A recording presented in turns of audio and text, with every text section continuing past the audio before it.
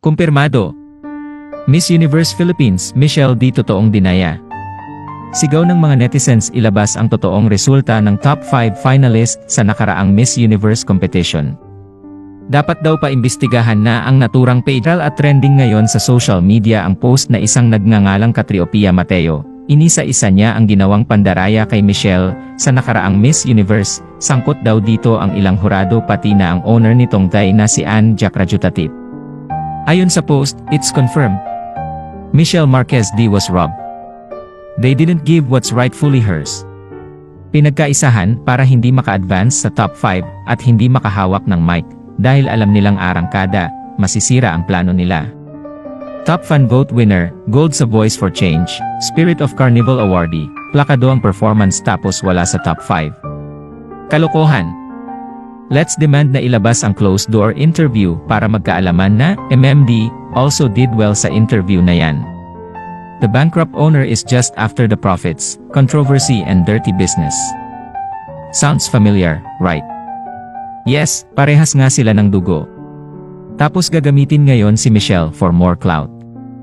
I also saw the video sa Mexico, after lutuin ang result, ipapahiya lang siya ng ganun at sasabihan ng move on. Come on. Our queen doesn't deserve that. You took away the crown from her, and we will not easily forget and move on from that. Shame on you. We are so sorry that this happened to you under the hands of selfish people who played with your destiny, our dear Michelle. You deserve so much more. The Miss Universe we never had. Sadly, the once prestigious and credible Miss Universe that we used to love is no longer the same. Yes, the previous org owners are not perfect, but it is not as cheap and as dirty as the current. It is no longer about women empowerment, but just about personal gains and interests of the owner. Not an organization for transformational leader, but transactional leadership. It's all about how much money can you offer to the bankrupt owner. I'll just wait for the day that Anja Krajutatit will step down as the owner. She is a disgrace to the brand. Paula and Esther can't take her dirty business, that's why they left. Until then, goodbye Miss Universe. Besos! Ano ang masasabi nyo sa bagong pagbubulgar na ito? Tama ba na mag-move on na tayo sa issue at tanggapin na lang ang kapalaran ni Michelle? Nagsorry ng Miss Universe El Salvador tungkol sa controversial top 5 post nila kung saan kasama si Michelle D sa top 5. Ilang araw na ang lumipas mula nang idaos ang Miss Universe 2023 final competition at naghihintay pa rin ang marami ng paliwanag kung bakit hindi nakapasok si Michelle D sa top 5. Dahil sa galing na ipinakita ni MMD, parang nanalo na rin siya, and her social media numbers don't lie. Umabot na ng mahigit 1.2 million ang followers niya sa Instagram. Maraming viral reels, katulad ng kanyang official gown video na umabot lang naman ng 11 million views. Ang kanyang official prelim swimsuit post ay nakakuha din ng mahigit 1 million likes. Maging ang judge na si Mario Bautista ay napaka-comment sa post. At ito ay kadalasan lamang nakukuha ng isang pageant winner. Ang judge na si Eris Metinar at Miss Universe 2016 winner ay umaming nasa top 5 niya si Michelle. Pati ang dalawa pang judges na si Denise White at Mario Bautista ay umaming ginusto nilang mag-advance ang Pinay sa top 5. But I will tell you, the Philippines was definitely high up there for me, and I would have loved to see her go further. She did amazing. Ngunit nangyari na ang nangyari at wala na tayong magagawa pa. Nagpaliwanag na rin ang Miss Universe El Salvador tungkol sa nangyaring mix-up ng girls sa top 5 ng posts. Ang apology post ng Miss Universe El Salvador ay shinare ni Anja Krajutatit, Miss Universe owner.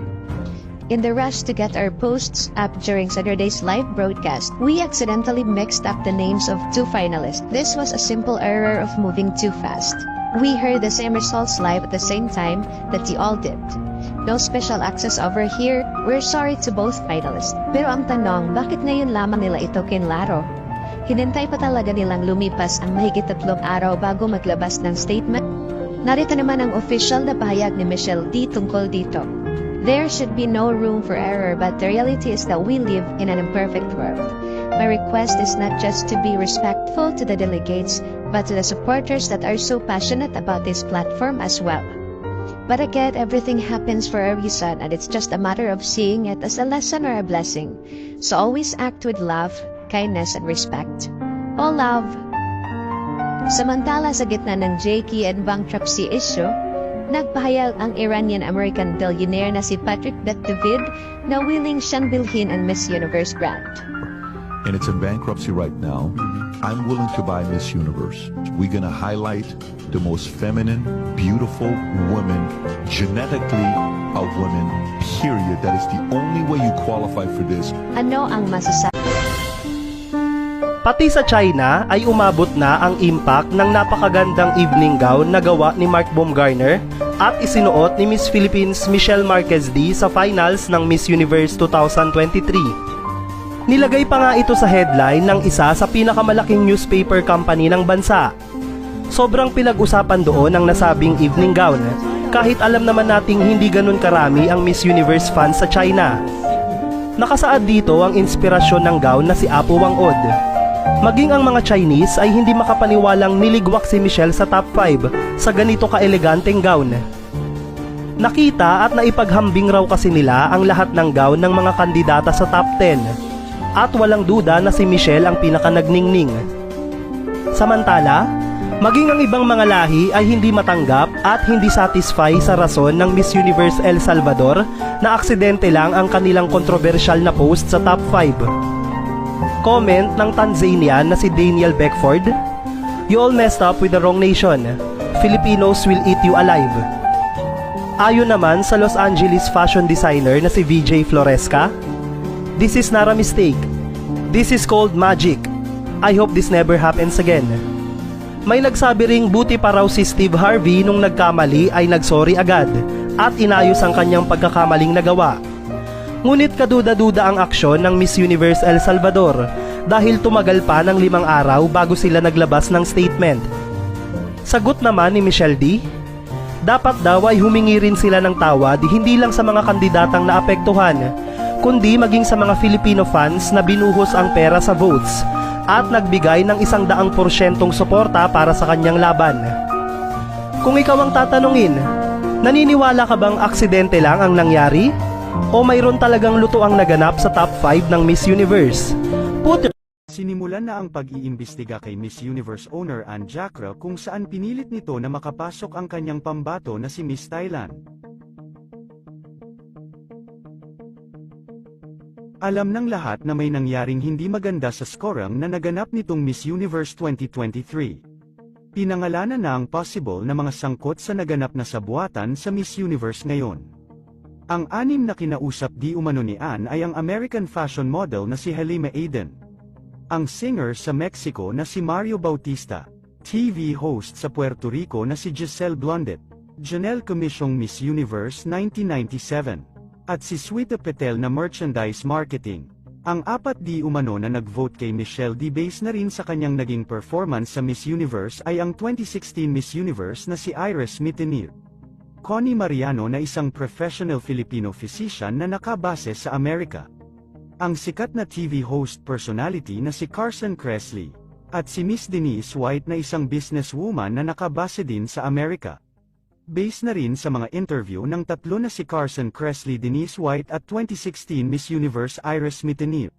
Nagulat sila na hindi nakapasok si Michelle D dahil nakahakot ito ng award at possible na pasok na agad ito sa top 5 sa 3 award na nakuha nito. Ngunit hindi sa inasahang pangyayari ay may na-magic sa naturang score sa Miss Universe. Isa pa sa Napayahas, nalikat na may gumagalamis, may Pasabog na sorpresa ang ipinakita ni Michelle D sa kaniyang evening gown na inspired sa isang tattoo legend ng Pilipinas na si Apo Wang-od. No, it's not just some gown, it's paying homage to national treasure. Its representation, its history, culture, arts, its nationalism, its mad respect. It's a tribute to a legendary Filipina who has become an icon, preserving the rich cultural heritage of indigenous tattoo art.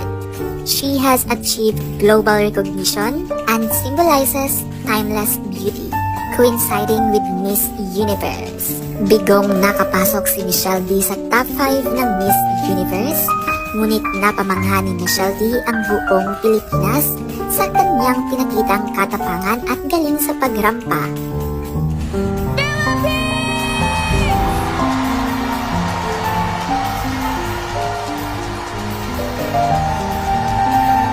This is Michelle Marquez, Miss Universe Philippines.